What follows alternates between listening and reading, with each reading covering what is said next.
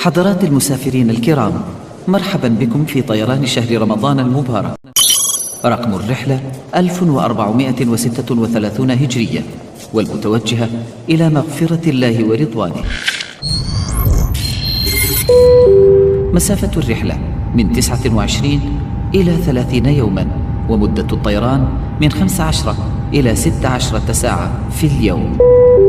تنويه مهم لحضرات المسافرين: هذه الرحلة لابد أن تكون خالية من الدخان والمعاصي أيا كان نوعها، ونرجو من المسافرين الكرام ربط حزام الإيمان والتقوى وطي كل أشكال الحرام والشبهات تجنبا للمطبات أثناء الرحلة.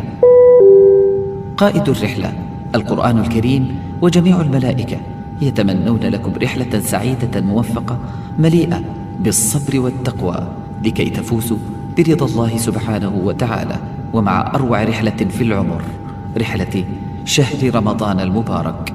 وكل عام وأنتم بألف خير.